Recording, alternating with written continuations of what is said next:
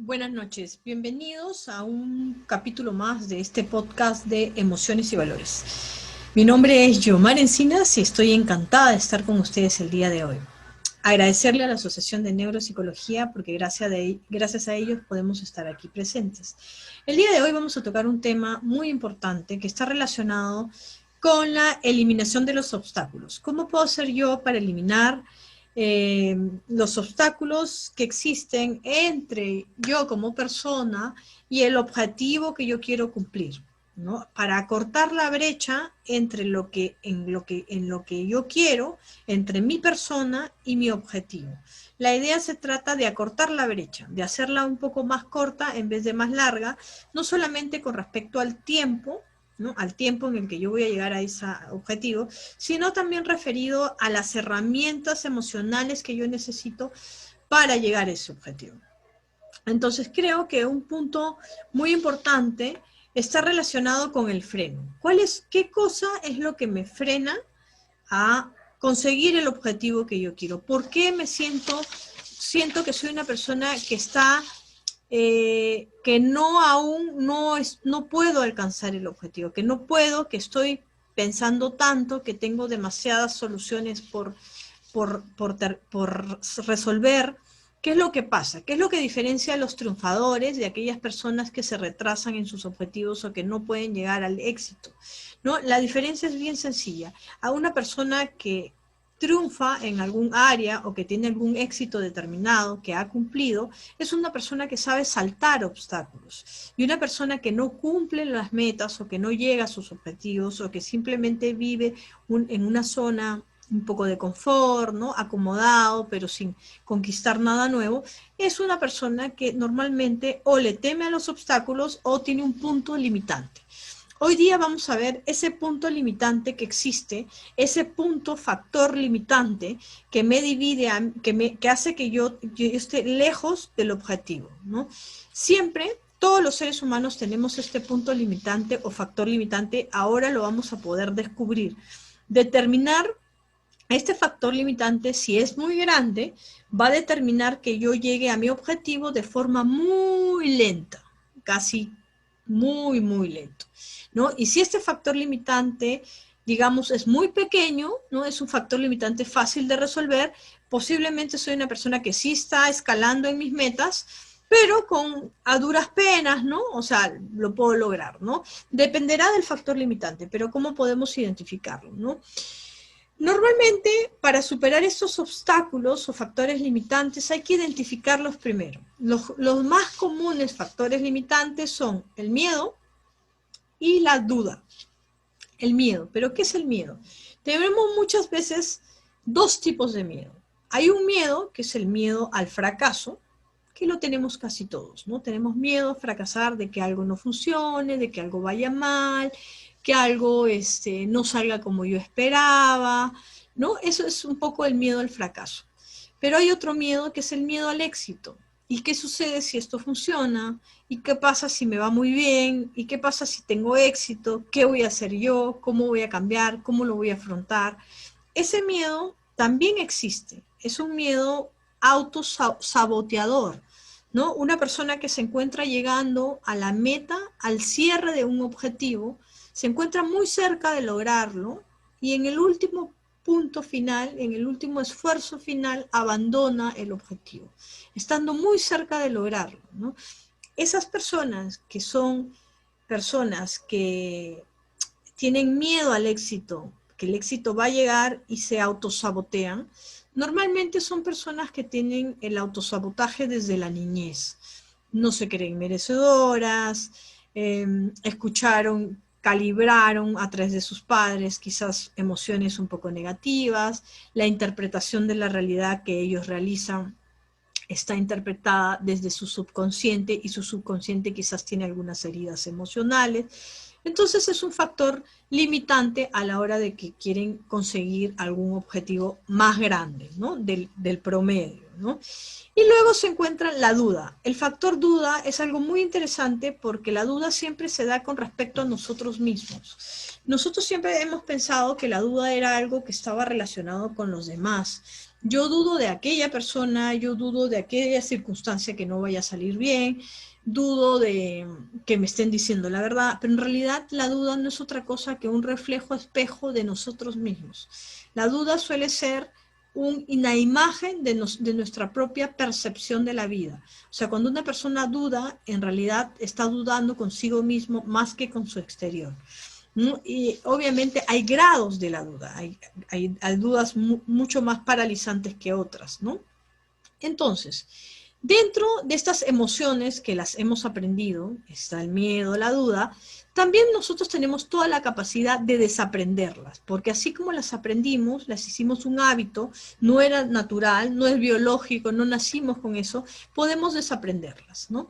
Y un factor para poder desaprender estas dos emociones es trabajar la emoción contraria, positiva, de estas emociones negativas. En el caso del miedo y de la duda, podríamos trabajar el valor y la confianza. Obviamente, referido a la duda, se puede trabajar la confianza, y referido al miedo, podemos trabajar el valor. Una persona que trabaja el valor como un puente para transformarse, va a disminuir sus grados de miedo, y una persona que trabaja en la autoconfianza puede generar un efecto mucho más cómodo con respecto a la consecución de sus objetivos. Pero eso se trabaja, se estudia, se trabaja, ¿no?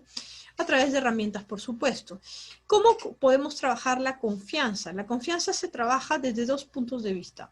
Primero, desde el conocimiento. Mientras más conocimiento tengo yo, más confianza tengo. La autoconfianza viene de cuánto conocemos un tema, sea técnico o no sea técnico. Mientras más conozco un tema yo, tengo más confianza.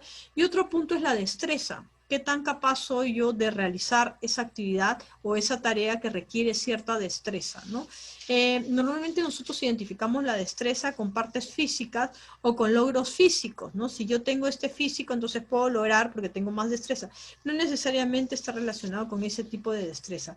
Es más la destreza que requerimos para la consecución de ese conocimiento. O sea, mientras más conocimiento, yo voy a adquirir mayor capacidad de destreza. Es como más práctica, ¿no? Igual que en la parte física, ¿no? Igual que ir al gimnasio y generar una destreza física o o atletismo o realizar un deporte de contacto. Igualmente la destreza en los niveles de conocimiento intelectuales también genera el conocimiento, y la capacidad de habilidades en ese conocimiento genera una capacidad de destreza mucho más grande en la persona, que le da mayor grado de seguridad y confianza. Entonces, podemos trabajar la confianza desde dos puntos de vista, desde el conocimiento y desde la destreza, que está relacionado un poco con las habilidades que yo tengo para ejecutar esa tarea en concreto que yo necesito.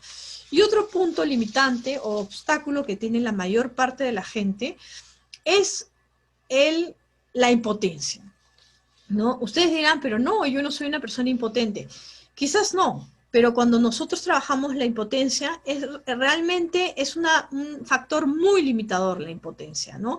Porque lo he aprendido. O sea, normalmente las personas que sufren de impotencia son las personas que se sienten incapaces de alcanzar un bienestar en su vida, ¿no? Yo no soy capaz de alcanzar ese bienestar en mi vida, o no soy capaz de llegar a esa meta, o no se sienten capaces de poder aprender algo nuevo, ¿no? Esa incapacidad son personas, esa incapacidad son personas que sufren de ese sentimiento de desvalorización que va a nivel muy subconsciente, que los hace sentirse impotentes a un estado de bienestar superior. Incluso a veces no son capaces de tener una mejor vida, ¿no? No son capaces de sentirse merecedores de una mejor vida. De estos tres factores limitadores, que es el miedo, la culpa y la impotencia, creo que la impotencia es el más difícil de trabajar, porque normalmente está arraigado en las áreas inconscientes muy delicadas, muy profundas de nuestro interior. Digamos que se encuentra muy, pero muy por debajo, ¿no? Y a veces está disfrazada de otras circunstancias. Otro punto, otro factor limitante u obstáculo que enfrentan las personas cuando van a cortar la brecha entre ellas y el objetivo que se han planteado. Otro factor limitante es la zona cómoda, ¿no? Lo que comúnmente se llama la zona de confort. Muchas veces la gente se quedó acomodada en una circunstancia económica, en una circunstancia social, y hacer ese salto a algo más grande, a un cambio, le genera, no es una dificultad, sino como que se quedaron ahí y se sienten bien en donde están, ¿no? Sin embargo, cuando tú ves a profundidad, no son totalmente felices. ¿Por qué? Porque esa zona cómoda te hace creer supuestamente feliz, pero tú sabes muy bien que por dentro tienes otras opciones más profundas y más habilidades para lograr este acortamiento de brecha entre tus objetivos y tú. Entonces, una manera de combatir la zona cómoda es fijarse metas bastante altas, ¿no? Fijarse metas bastante ambiciosas y fijarse metas muy estimulantes, ¿no?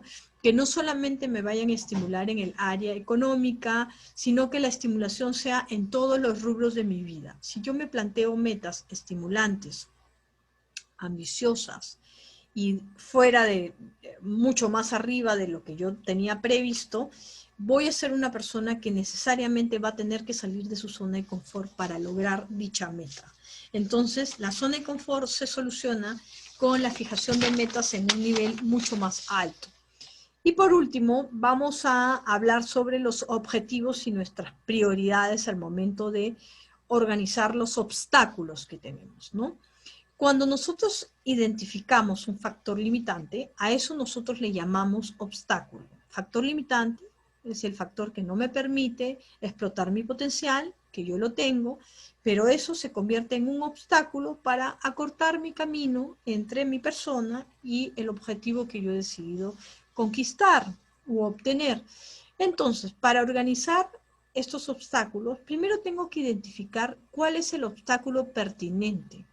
Digamos, cuál es el obstáculo prioritario que vendría a ser el obstáculo mayor para conseguir ese objetivo. Hay obstáculos menores, pero debo tener la capacidad de identificar el obstáculo mayor, el que me está impidiendo de verdad llegar ahí.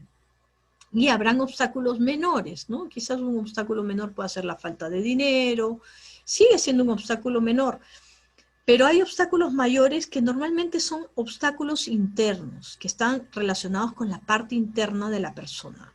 Una vez que está identificado el obstáculo correcto, puedo emitir las medidas para eliminar este obstáculo correcto. Pero tengo que identificar el obstáculo pertinente, porque en esa identificación del obstáculo va a estar el acercamiento a mi objetivo. ¿Por qué hablo del obstáculo pertinente? Muchas personas suelen identificar obstáculos que en realidad no son su obstáculo verdadero ni el mayor obstáculo. Identifican como obstáculo, supongamos que es una persona que tiene poca capacidad de riesgo, que no le gusta arriesgar. Cuando tú le preguntas, ¿pero qué pasa? ¿Por qué no arriesgas un poco más en tu negocio, ¿no? Ya que nos estás buscando para implementar esa capacidad de ventas, ¿no? Dice, no, es que en realidad no quiero implementar eso porque estoy pensando en los ahorros, ¿no? En que tengo que seguir ahorrando, ¿no? Y buscan un pretexto para identificar el verdadero obstáculo mayor, que es su incapacidad o su miedo al riesgo, ¿no? Y disfrazan ese obstáculo mayor en un obstáculo menor, que en realidad es un obstáculo, sí, pero es el menor, porque no es el que no me permite llegar a la meta. O sea, digamos que hay prioridades en los obstáculos, así como hay en las metas. Los obstáculos también se miden de acuerdo a prioridades. Entonces, una prioridad que pueda usar yo es, una vez identificado si mi obstáculo es prioritario o es grande o es mayor, poner el obstáculo como meta, ¿no?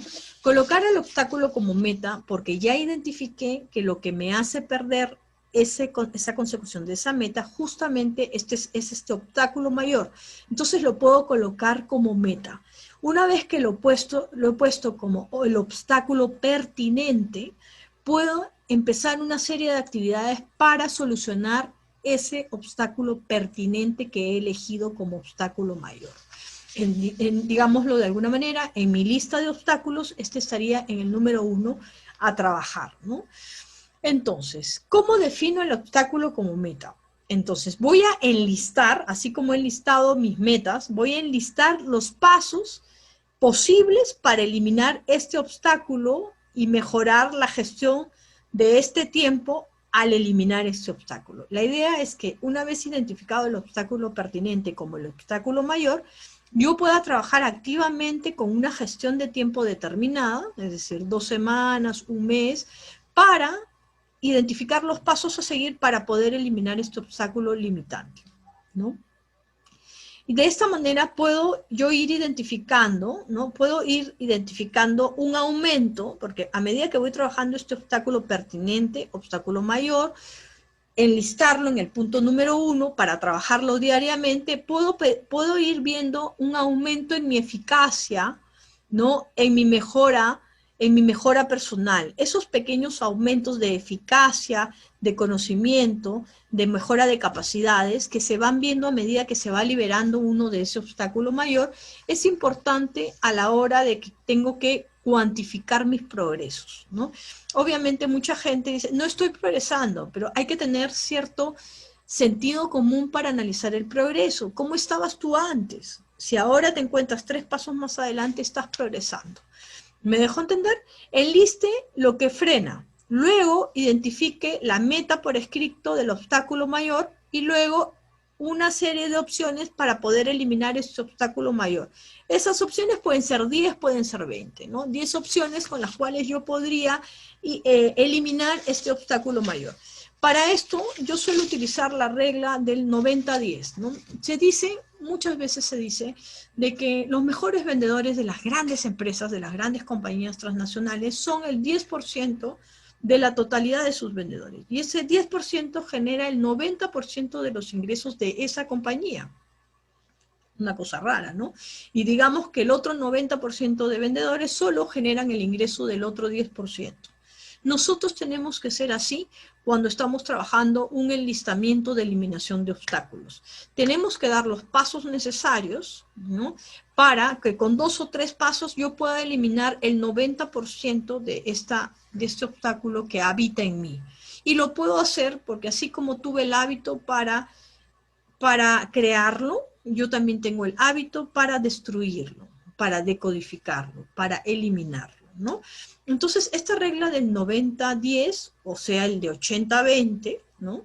Que con un porcentaje de acciones que yo realizo del 20% puedo eliminar el 80% del resultado negativo que tiene ese obstáculo en mi vida, es un gran avance cuando tengo que elaborar mi capacidad de progreso, ¿no? De eso vamos a hablar la siguiente sesión. Espero haber sido un poco... Yo sé que este es un tema difícil, es un tema de los obstáculos, es un tema que requiere dos sesiones. Vamos a ver un capítulo más de los obstáculos. Quisiera que me hagan llegar sus preguntas, todas por inbox, ¿no? Que me digan, Yomar, mira, esto me está pasando, este es el obstáculo que yo tengo, ¿cómo puedo eliminarlo? Y lo vamos a trabajar en conjunto. Y una vez más agradecerle a la Asociación de Neuropsicología, porque gracias a ellos podemos estar aquí presentes para ustedes, absolviendo todas sus consultas. Nos vemos en el siguiente capítulo de Emociones y Valores, el podcast del momento. Gracias.